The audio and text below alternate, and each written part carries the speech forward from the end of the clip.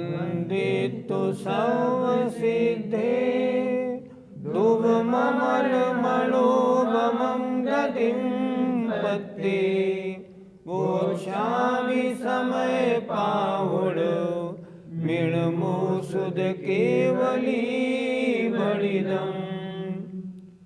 पंच परमेष्ठी भगवान की जय। आचार्य कुंद कुंद महाराज की जय।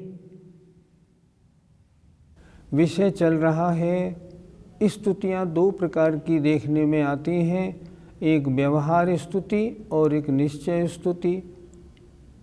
व्यवहार स्तुति का मतलब भगवान के शरीर या बाह्य वैभव की स्तुति। निश्चय स्तुति का मतलब भगवान के गुणों का स्तवन।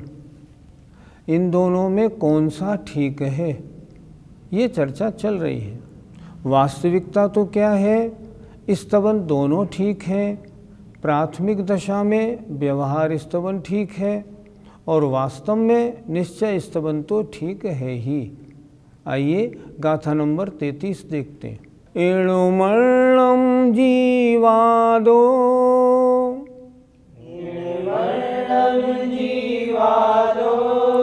देहं पुगलमयं थुणितुमुनि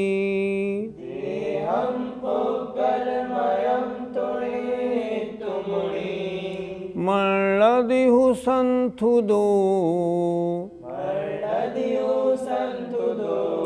वंदिदो मये केवली भयवम्।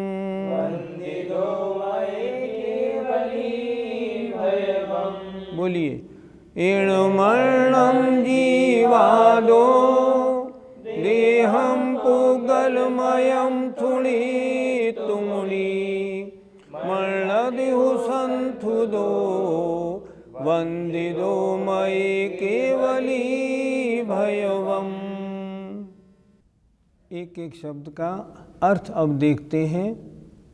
इणमर्णम, इस अर्णम माने अन्य, जीवादो जीव से, देहम शरीर की, पुद्गलमयम पुद्गलमयी, थुणित्तु स्तुति करके, मुनि मुनि मर्णदि मानता है। क्या मानते हैं?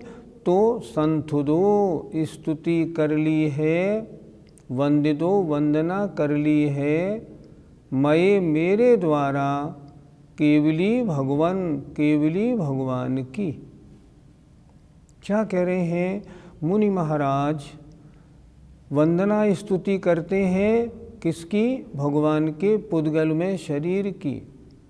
और मानते क्या है कि हमने भगवान की स्तुति कर ली है। ऐसा होता है? क्यों नहीं होता, सब जगह होता है। फिर देखें एक बार, इणम अर्णम, इस अन्य, जीवादो जीव से अन्य अर्थात जीव से भिन्न, देहम शरीर की, शरीर कैसा है? पुद्गलमयम पुद्गलमयी। क्या हुआ? इस जीव से अन्य पुद्गलमयी शरीर की थुणित्तु स्तुति करके, मुनि मर्णदि मुनि मानता है, संथुदो स्तुति कर ली, वंदिदो वंदना कर ली, मये मेरे द्वारा, केवली भगवान की। अर्थात मुनि महाराज क्या करते हैं कि जीव से भिन्न जो शरीर है, कैसा है? पुद्गलमयी है, उसकी स्तुति करके ये मानते हैं कि मैंने भगवान की स्तुति कर ली। और ठीक भी है, ऐसा बहुत स्थानों पे देखा जाता है। तो क्या वास्तव में भगवान की स्तुति हुई या नहीं? व्यवहारने से तो हो गई, निश्चयने से नहीं हुई। लेकिन स्तवन भगवान का है और यह स्तवन लाभकारी है, परिणामों में विशुद्धि लाने में कोई दिक्कत नहीं। शरीर की स्तुति करके भी परिणामों में विशुद्धि आती है, पर वास्तव में वह स्तुति भगवान के शरीर की हुई, लेकिन भगवान की निश्चय से स्तुति नहीं हुई। अर्थ देखें, मुनि जीव से अन्य इस पुद्गलमय देह की स्तुति करके मेरे द्वारा केवली भगवान की स्तुति वंदना हुई ऐसा मानता है। पंडित जी, मुनिराजों के द्वारा शरीर की स्तुति किस प्रकार की जाती है? आचार्य मानतुंग महाराज ने भक्तामर स्तोत्र में देखो किस तरह स्तवन किया है। सिंहासने मणिमयूख शिखा विचित्रे विभ्राजते तव बपुः कनकावदातं बिंबं वियद्विलसदंशुलतावतानं तुंगोदयादृशिरसीव सहस्ररश्मेः। अब ये वपु माने शरीर का तो स्तवन हुआ।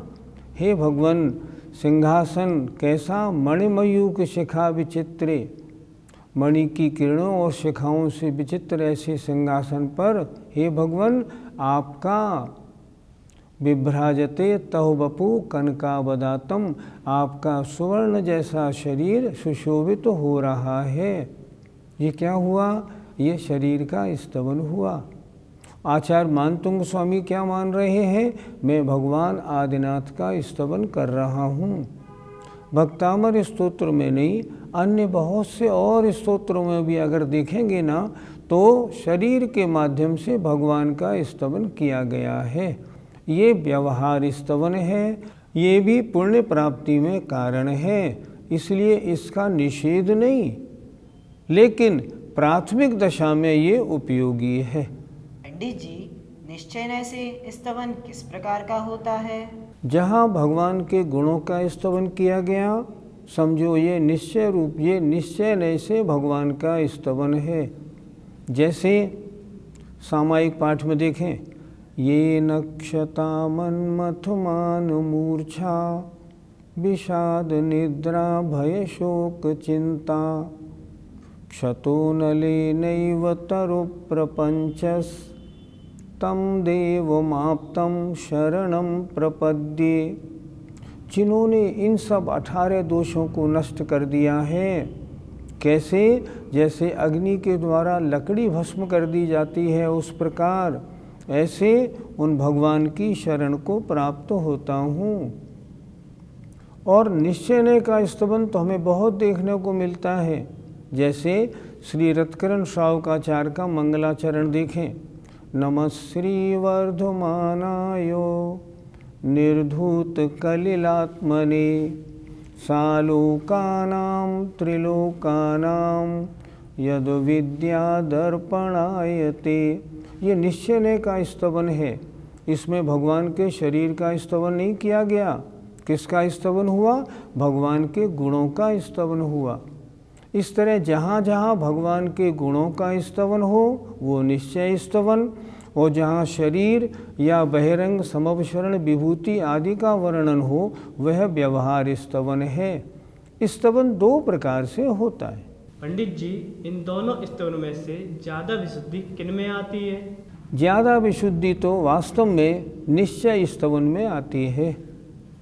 जैसे मान लो हम सिद्ध भगवान की पूजा की जयमाला पढ़ें, मान लो उनके हम बाद में जो छंद लिखे हैं, अविनाशी अविकार परम रस धाम हो समाधान सर्वंग सहज अभिराम हो, ज़्यादा विशुद्धि तो इसमें ही आती है।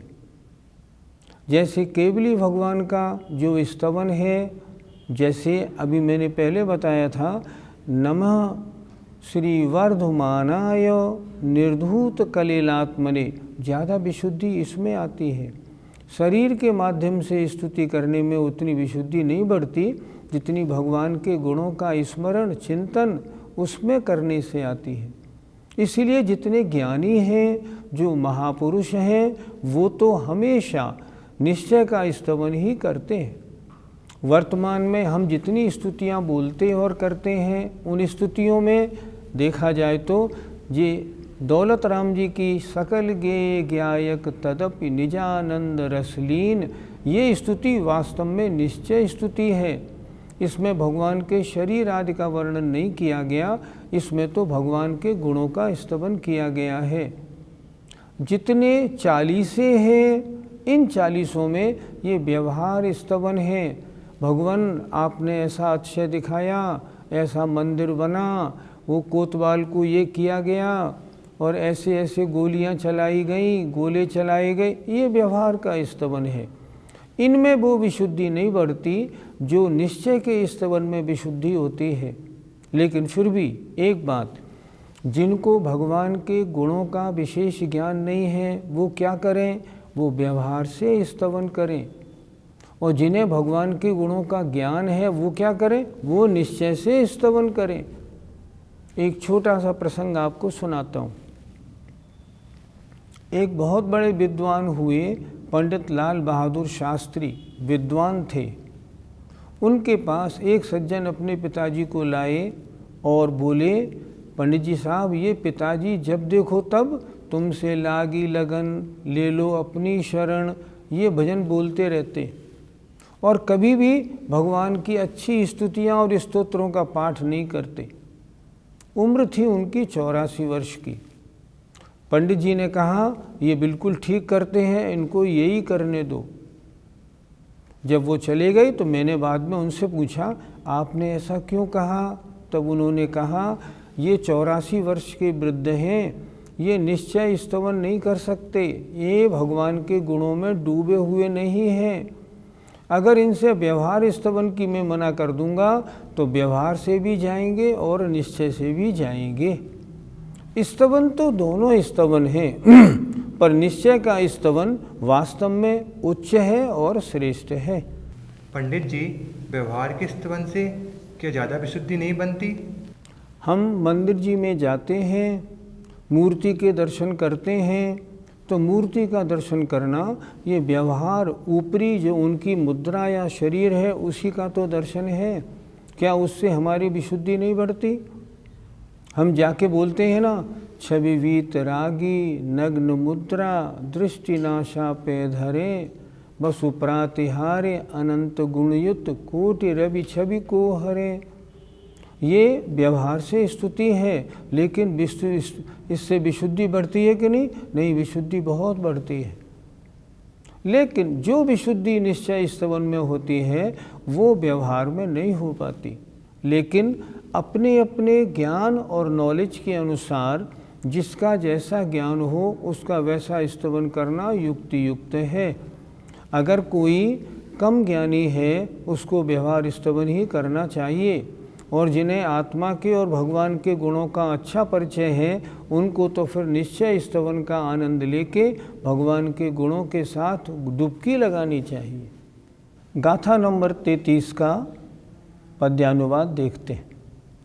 जीवात्म से पृथक भूत शरीर को ही वे वंदनादि करके मुनि वीत मोही, है मानते नमित वंदित केवली है, बाह्योपचार वश ही हमसे बली है।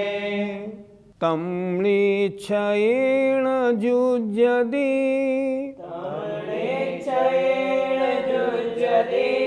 ण शरीर गुणा ही होन्ति केवलिनो,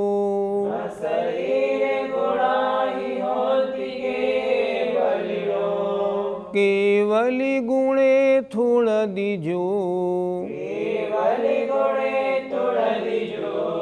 सो तच्चम केवलिम थुण दी।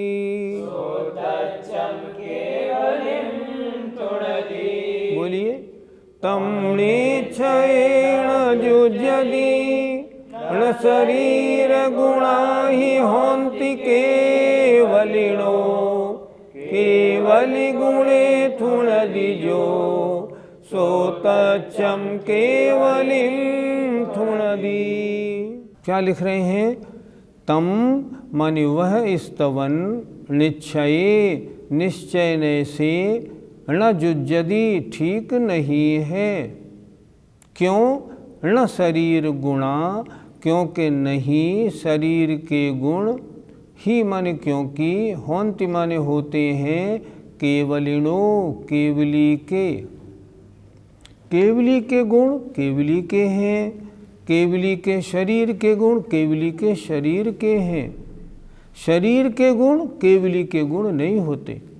फिर एक बार देखिए, तम निश्चयेण जुज्यति, जो मुनि महाराज व्यवहार से शरीर का स्तवन करके ये मान रहे हैं कि मैंने भगवान का स्तवन किया है, तम माने वह स्तवन निश्चय से निश्चय की दृष्टि में न जुज्यति नहीं है, ठीक नहीं है। ही माने क्योंकि शरीर गुणा शरीर के गुण केवलिनो केवली के गुण नहीं होते, न होंति नहीं होते। शरीर के गुण शरीर के हैं, केवली के गुण केवली के हैं। केवली गुणे थुणदिजो, जो केवली गुणे केवली भगवान के गुणों की थुणदि माने स्तुति करता है, सो तच्चम वही परमार्थ से अर्थात वास्तव में केवलिम थुणदी केवली की स्तुति करता है। केवली की स्तुति माने केवली के गुणों की स्थिति। जो शरीर है वो शरीर का स्तवन है अगर शरीर के गुणों की स्तुति की जाती है, और केवली के गुणों का स्तवन करेंगे तो वह केवली की स्तुति मानी जाएगी। एक बार फिर देख लें, वह स्तवन जो पहले बताया था, जो मुनि महाराज ने शरीर का स्तवन करके यह माना था कि हमने भगवान का स्तवन किया, वह निश्चय की दृष्टि में ठीक नहीं है। क्यों ठीक नहीं है? क्योंकि शरीर गुणा शरीर के गुण केवलिनो न होंति केवली के नहीं होते हैं। तो फिर स्तवन कैसे किसको माना जाए? केवली गुणे थुणदिजो, जो केवली के गुणों का स्तवन करता है, सो तच्चम केवलिम थुणदी, वही वास्तव में परमार्थ से केवली की स्तुति करता है। अर्थ देखिए, वह स्तवन निश्चय में ठीक नहीं है, क्योंकि शरीर के गुण केवली के गुण नहीं हैं। जो केवली के गुणों की स्तुति करता है, वही परमार्थ से केवली की स्तुति करता है। पंडित जी, केवली भगवान के गुणों का स्तवन कैसे किया जाता है? केवली भगवान के गुणों का स्तवन देखें जरा।